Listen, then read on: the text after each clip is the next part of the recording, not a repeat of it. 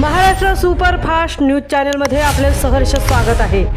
खास सत्याची धार लेखणीची महाराष्ट्रातील ताज्या आणि वेगवान बातम्या पाहण्यासाठी आपल्या हक्काचे चॅनल शेअर करा, लाईक करा आणि सबस्क्राईब करा। धन्यवाद। बोर्ली पंचतनचा गणपती विसर्जन घाट कचऱ्याच्या नाल्यात, स्वच्छतेचे कमळ कधी फुलेल? बोर्ली पंचतन येथील गणपती विसर्जन घाटाकडे गेल्या अनेक वर्षांपासून ग्रामपंचायतीकडून होत असलेल्या दुर्लक्षामुळे या परिसरातील नदीचे अक्षरशः कचऱ्याच्या नाल्यात रूपांतर झाले आहे।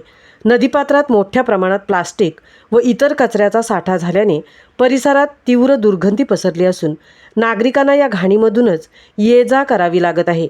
त्यामुळे स्थानिक ग्रामस्थांमध्ये तीव्र नाराजी व्यक्त होत आहे। या गंभीर समस्येबाबत ग्रामसभांमध्ये अनेकदा चर्चा झाली असून ग्रामस्थांनी वारंवार हा मुद्दा उपस्थित केला आहे।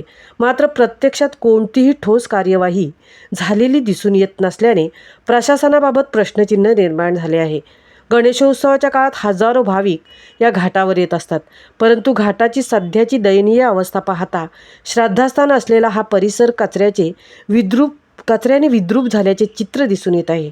दरम्यान श्रीवर्धन पंचायत समिती आणि रायगड जिल्हा परिषदेत अनेक वर्षानंतर भाजपाचा अध्यक्ष विराजमान झाल्याच्या बातम्या सध्या चर्चेत आहेत। त्या पार्श्वभूमीवर बोर्ली पंचतन येथील या कचऱ्याने भरलेल्या नाल्यातील प्लास्टिक साफ होऊन येथे स्वच्छतेचे कमळ कधी फुलेल असा सवाल ग्रामस्थांकडून उपस्थित केला जात आहे। इतकी वर्ष स्थानिक सत्ताधाऱ्यांच्या दुर्लक्षामुळे हा विसर्जन घाट कचरा व प्लास्टिकयुक्त अवस्थेतच राहिला। आता नव्या सत्ताधाऱ्यांनी या ठिकाणी तातडीने स्वच्छता मोहीम राबवून नदीपात्रातील कचरा हटवावा, परिसर प्लास्टिक मुक्त करावा आणि गणपती विसर्जन घाटाला पूर्वीचे पावित्र्य व स्वच्छता परत मिळवून द्यावी अशी अपेक्षा ग्रामस्थांकडून व्यक्त होत आहे। महाराष्ट्र सुपरफास्टसाठी संजय खांबेटेंसह तृप्ती भोईर, म्हसळा।